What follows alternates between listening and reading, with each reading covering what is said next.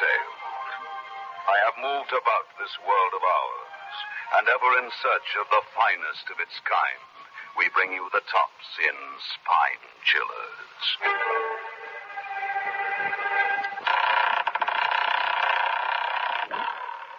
The Creaking Door.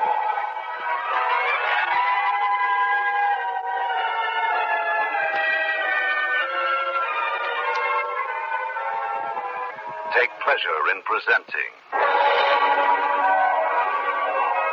The Creaking Door.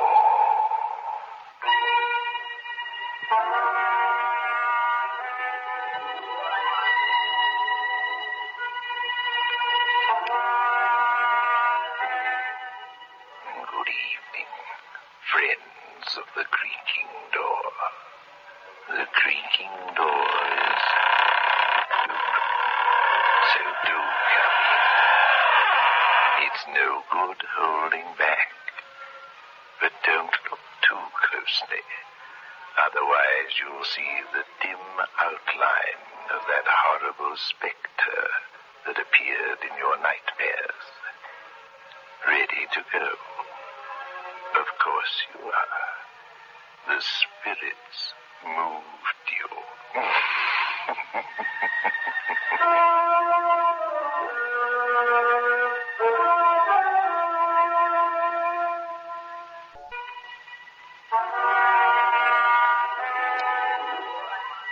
White Oaks is a gloomy estate somewhere along the jagged coastline. White Oaks has long past its heyday. On the floor in the corner of the library, staring blindly at the ceiling, is an old man, his cheek and neck riddled with bullets. Across the room is a young man, mortally wounded. 10 feet away from him is a safe. Against the safe door is a homemade chemical bomb with its fuse sizzling, like a giant firecracker about to explode. The door of the safe is thrown open. The contents scatter around the young man lying nearby. Smoke circles around him, and cash and securities drop at his feet. He tries to get up, but he can't. His hand creeps to a bundle of cash and drops helplessly over it. Miller? Yes? Come on, son. Don't die yet. Who are you? Police. How do you know my name? Went through your baggage. You've been masquerading as Tom Reed. Yes. Fool that I was. Didn't get far. How'd you feel? Like death? Well, where am I? In hospital. You take a lot of killing. Did I? You wouldn't be bursting with curiosity about me. Ready to talk, son? I am. If you'll listen. That's what I'm here for. Jim Miller's my name. As a kid, I went right out of reformatory into jail. Number 106317 was my name for 10 years. 106317. Every night before turning in, I swore that 106317 was how many it would cost society to square accounts with me. Society? Answering to the name of Tom Reed? It just happened to be Tom Reed. It could have been Dick Nobody or Harry Anybody. How did it begin?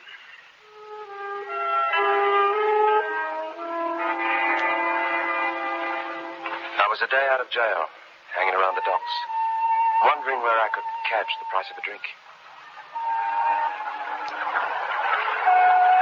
A big liner had just come in out of the fog, one of those pleasure liners. I watched the passengers come off, without a care in the world. Among them was Tom Reed, dressed to kill. My eyes kept wandering over to him, and the thought kept jabbing at me that there was a man I could be if I played my cards right. We were about the same age and build, except that Reed was a little pale around the gills. All Reed had on me was a bankroll. A car rolled up, and Reed went to it. I went after him. What scheme I had in my mind, I'm not clear on anymore. It might have been the ring on his middle finger, or a pansy flash when he tipped the kid and brought the car. Or maybe I was just going to catch him in. Anyhow, there I was over the car, staring at him, tongue-tied. Yes? Is there something you want? Yeah. Driving north? Hitchhiking? Yeah. Oh, hop in.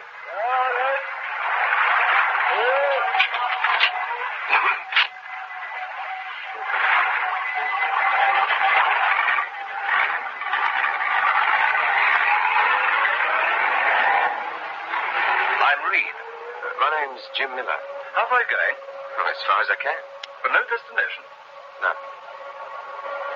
How far are you going? About 200 miles. White Oaks. Ever heard of White Oaks? No. It's the show place of the Cornish coast. And what's it now? A mausoleum. I'm the last of the Reeds of White Oaks. You're bragging. I suppose there is something indecent about too much money. Have you got too much money? 100,000 in 3 days' time. Why in 3 days? My inheritance comes to you then. Well, how do you collect? Does a cashier pile the money up in front of you? No, a blind uncle we haven't seen for years taps his cane along the floor towards a safe that's been in the family for generations and opens it. And hands you 100,000? Just like that? Just like that. My father never trusted banks. I turned the figure over in my mind. 100,000. 106,317. It was 6,317 shy of my number, but close enough to write off the debt owed me. I saw Reed looking queerly at me out of the corner of his eye. Tempted, Miller. I don't know what you're talking about. Pose as me for 3 days, then go off with all that money. Blind Uncle Walter will never detect a masquerade. That's what you're telling yourself, aren't you? And, where are you all the time I'm posing? Easy. You've murdered me. You're putting ideas into my head? I'm reading your thoughts. You're a queer duck. And you're an open book, Miller.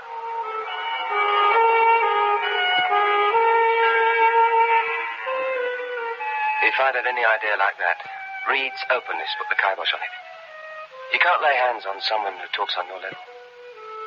I even got to like him. A little. We chewed up about 100 miles, and I caught that funny look crossing Reed's face again.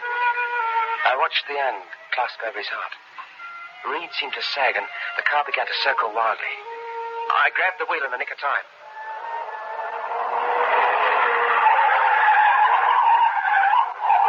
We always dropped off an incline. I pulled to the side and shut the motor.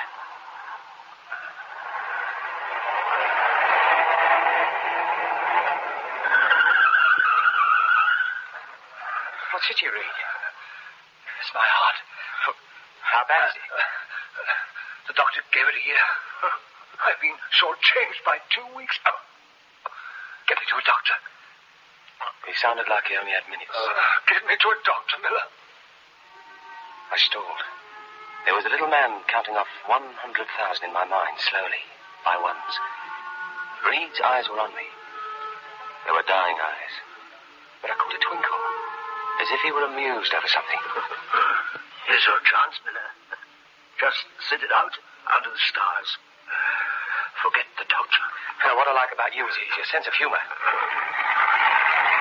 I'm taking you to a doctor. Thanks, fool. But don't bother. It's too late. Reed. Bury me somewhere. As Jim Miller. You be Tom Reed for those 3 days. You're inviting me to? It's destiny, perhaps. Perhaps you didn't just happen to come along.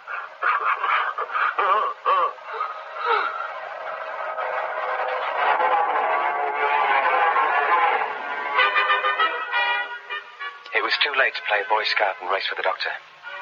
Reed was dead. I sat around a while thinking over what to do. But there was nothing to think over. My mind had been made up for me a long time before Reed happened along. I told myself that Reed's dying remark practically made me his heir. But I didn't have to tell myself anything. The little blind man he talked about was already counting 100,000 in my head. 100,000-pound notes. I found a lake about 5 miles up the side road. Not a house or a human anywhere. I swapped clothes with Reed, weighed his pockets with stones, then said goodbye and let him slip. I ran for the car and headed for White Oaks, Reed's wallet pushing against me as I drove. It was a down payment on the $100,000.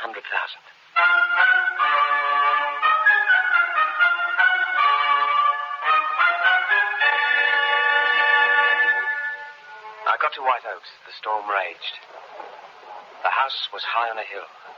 It looked forbidding. Everything about it seemed to say, keep out. Making an entry was easy. Easy, did I say? Every ghost story I'd heard as a kid played with my spine. If the outside had given me the willies, the interior put the icy frosting on it. There were shadows from kerosene lamps doing a jig on the walls. And not a soul in sight. Where was the blind uncle? Anybody home?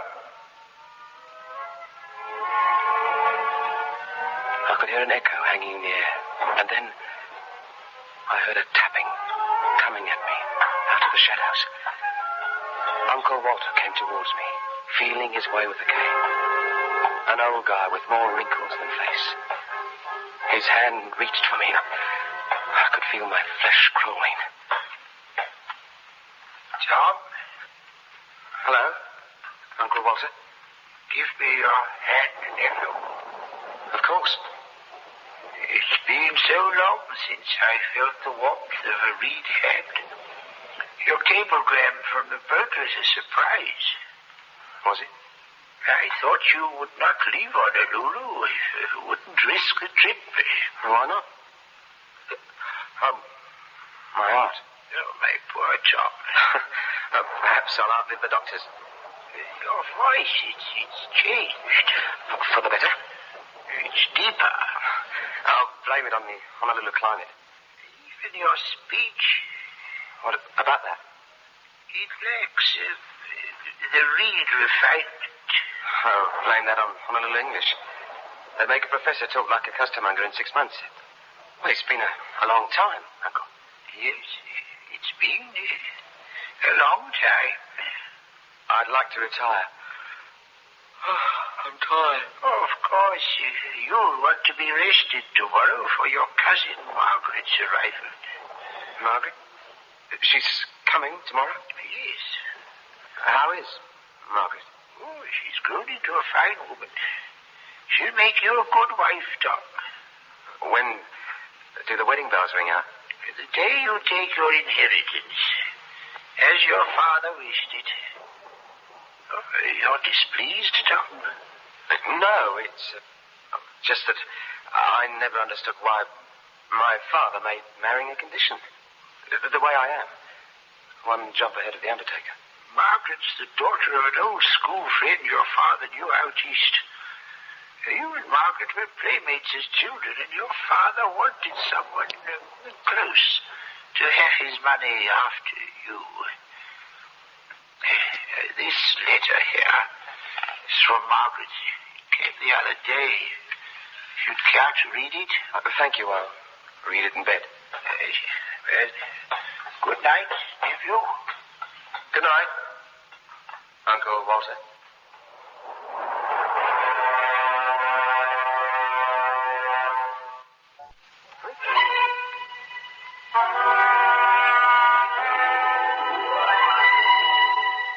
Well. Jim Miller didn't bargain on a bride. But then he could run into 100,000 unexpected things at White Oaks. Let us see what the mysterious Margaret has to say, shall we? I wonder how it will be meeting Tom again. We were practically infants the last time together.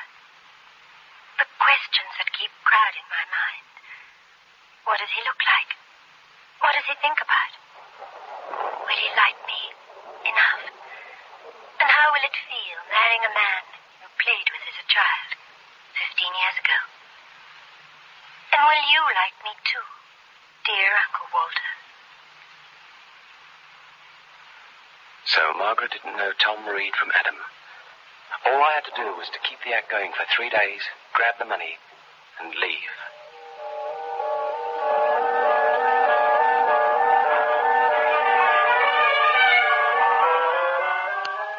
next morning, I drove into the village. I wanted to buy a paper and some odds and ends.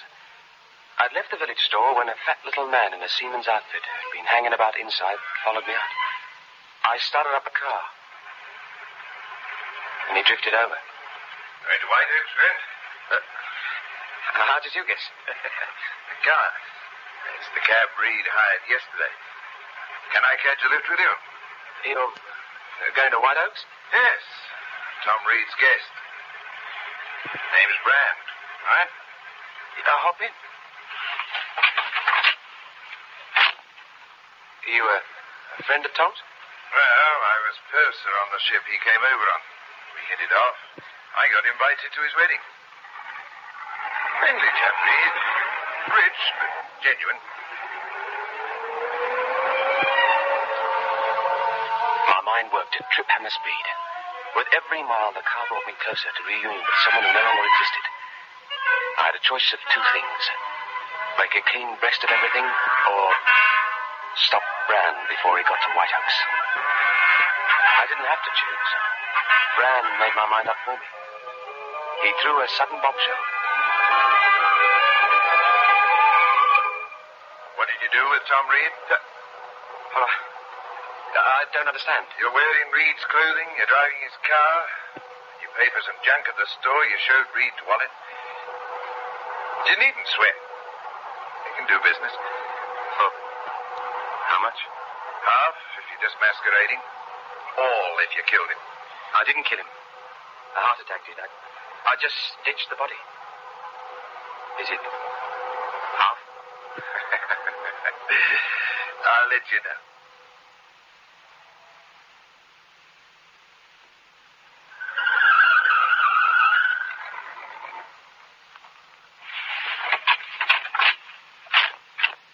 Start for the woods. This how you want it? That's the way it's got to be. All or nothing. No deals with a blackmailer. Then it's all yours. Put your gun away. You're not going to shoot me in cold blood. I've got to. The way it is, I've got to.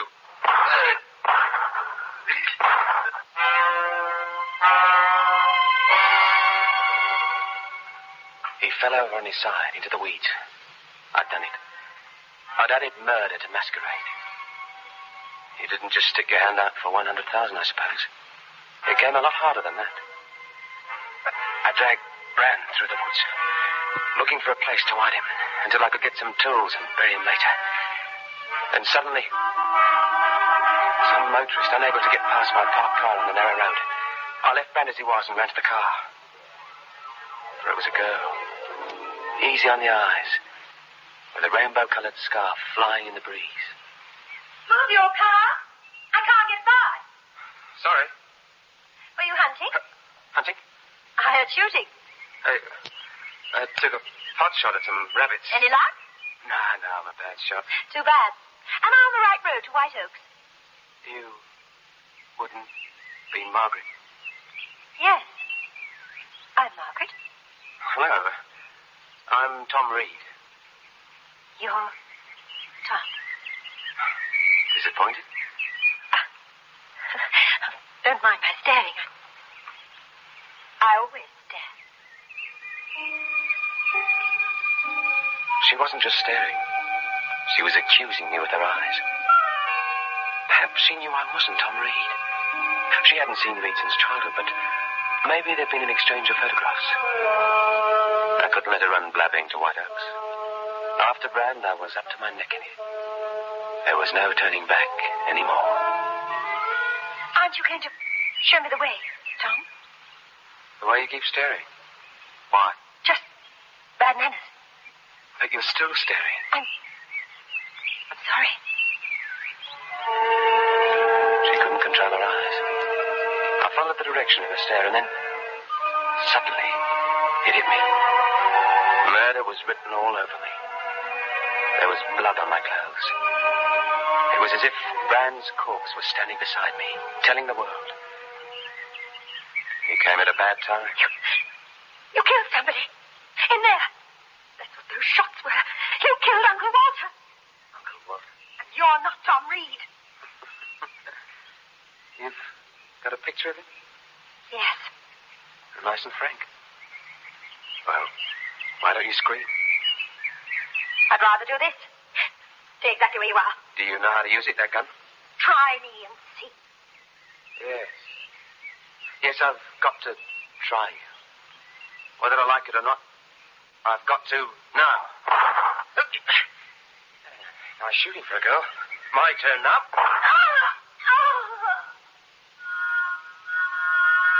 She bit my elbow. I drilled her clean through the temple. Her shooting first made it easy for me. In a way, it was like self-defense. I was still kidding myself. Funny, I met a girl and killed her, all in less than 5 minutes. The 100,000 was coming a lot harder than I'd thought.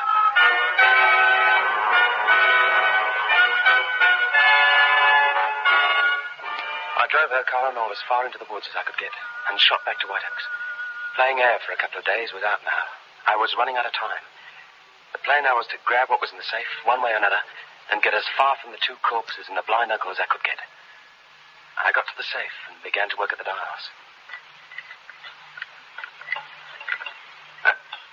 And then I heard Uncle Walter tapping his way towards me.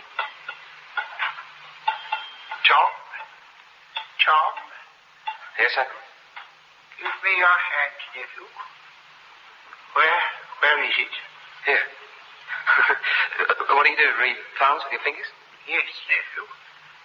There are flakes of dirt on your palm. As if you've had your hands on the ground.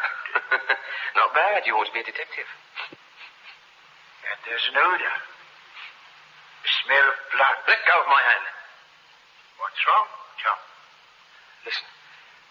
I've got a gun in my hand, pointing right at you. You're going to tap your way to that floor safe and open it.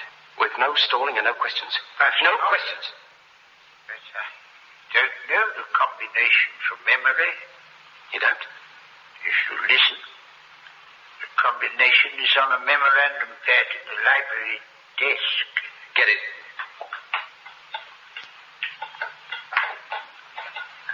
He tapped his way along the floor to the desk, stopped over the drawer, then stayed there in a crouch like a guy in a trench.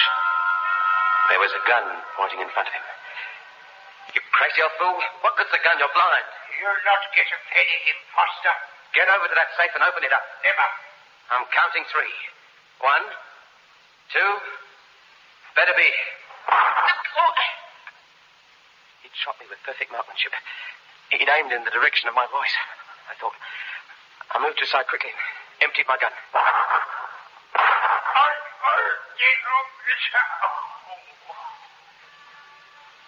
Uncle Walter was propped over the desk. I did him in his cheek and neck. He was still alive, the gun pointing in front of him. I crept along the wall to the other side of the room, quietly. I didn't want him aiming in the direction of the sounds again. He aimed the gun.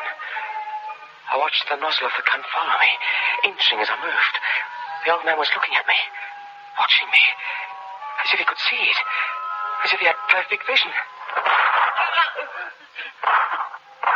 Got me again.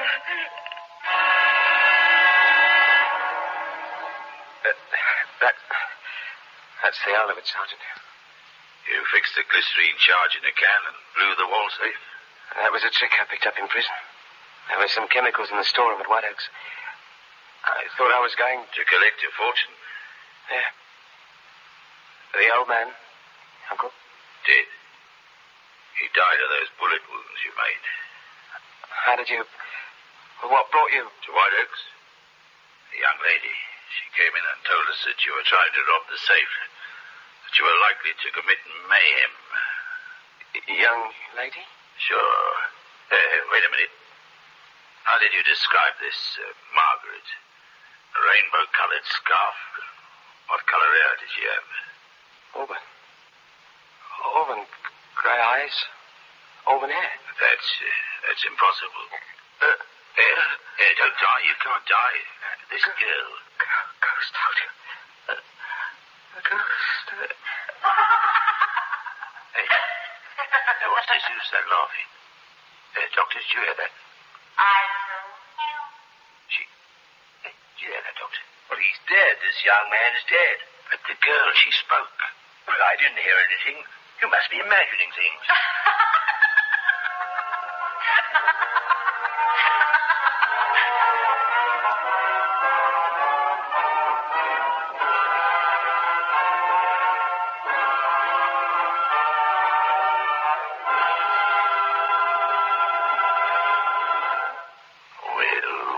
Well. Poor Jim, with his dreams of acquiring a fortune. They soon punctured holes in his plan, didn't they? Bullet holes. In fact, he didn't stand a ghost of a chance.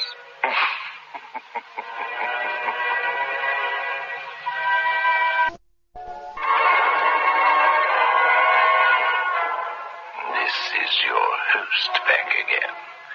Just a reminder of our rendezvous next week. Where are we going? Through the creaking door, of course.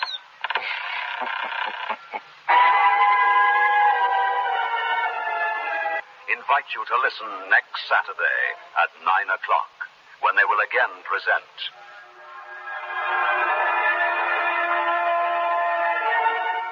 The Creaking Door.